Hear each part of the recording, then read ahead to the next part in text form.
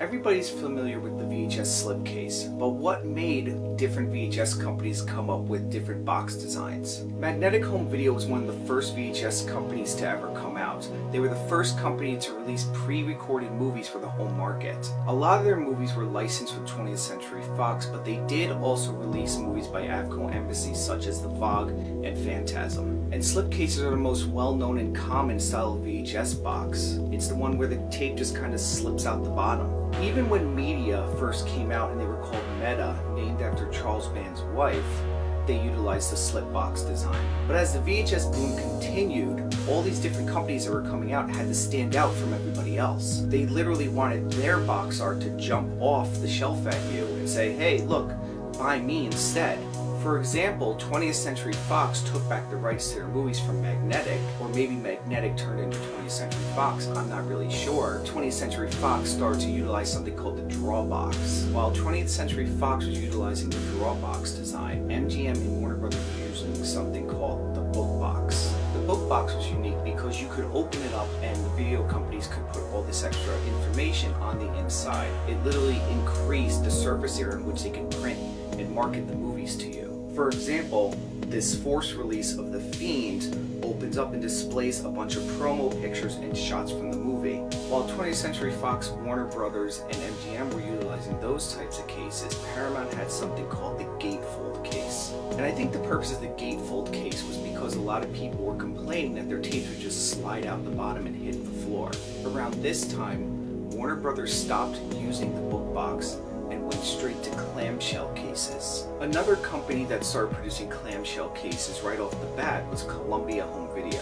At the same time, other labels started coming out, much more low-budget labels. You had Vestron, which was one of the leading independent VHS labels. Vestron also owned Lightning, and at the same time that people were using slip cases, clamshells, book boxes, and any other type of design a VHS label could come up with to house their cassettes, more low-budget companies started to follow suit. For example, Video Treasures initially released in a clamshell, as well as Transworld, Super Video, World Entertainment Video. So this means that all those smaller labels had to also compete with the bigger studios putting out bigger movies. This is what led some VHS companies to utilize the big box design. The big box design was like the biggest tape on the shelf, so it really stood out to anyone walking by. At the same time, media also started to utilize the white stripe on the bottom. They also started to go from the slip cases to having the flap on the bottom so the tape wouldn't fall out.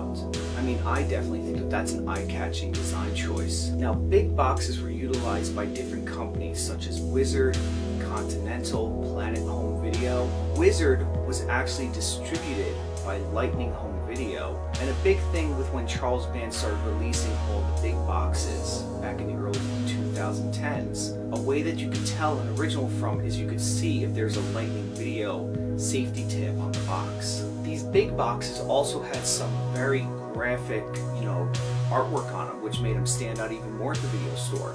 You had movies like Zombie, Invasion of the Blood Farmers, Fog, California Axe Murders. But as the late 80s approached, a lot of VHS companies started to just go to slipcases. The VHS boom had reached its peak in the mid to late 80s. So, companies didn't have to try so hard to market their movies to people. Video companies probably also saw that the big boxes and the clamshells were taking up way too much space on the video store shelves, limiting their ability to stock more of their own stock. I really think the only VHS company that really held onto a bigger box style, such as the clamshell, is Disney. Disney released all of their releases in clamshell except for a few others later on in the 2000s. Media got rid of the white stripe design and just went for a standard VHS design, although they did keep the flap at the bottom for a little while before going to a standard slipcase design. Warner Brothers went from book boxes to clamshells to slipcases. MGM went from book boxes to slipcases. 20th Century Fox went from draw box to slipcases. RCA Columbia went from clamshell to side loader to slipcases. Even Wizard Video went from big box to slipcase.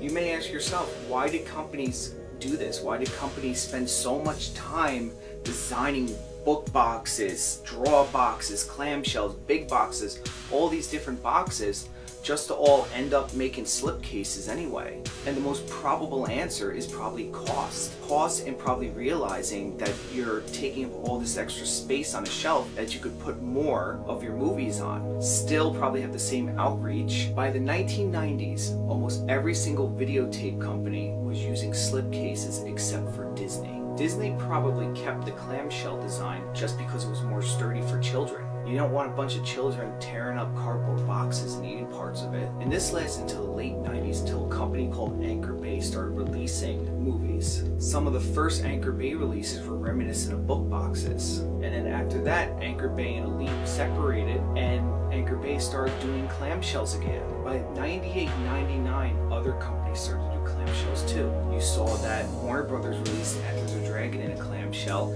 as well as Blade Runner. You saw that 20th Century Fox did The Abyss and Die Hard in a clamshell. But around this time is also when DVD came out. And DVD was this new format. You could fit all this stuff on a DVD. And I remember at the time people were like, oh, DVDs are just like smaller laserdiscs. So maybe a lot of those bigger VHS companies thought, hey, I need to compete with this new format. You had Anchor Bay releasing these, obscure horror films in clamshell boxes with box art that was reminiscent of the original poster art with special features. But at the same time, all those labels were also releasing on DVD. I'm going to end this with saying we all know where physical media has gone now. Most companies are saying that they're going to stop making Blu-rays altogether. But that's okay, because we still have companies like Vinegar Syndrome who put out these amazing releases, stocked full of all these extras with awesome slipcases and artwork. When I think about it, I think it's kind of ironic that VHS began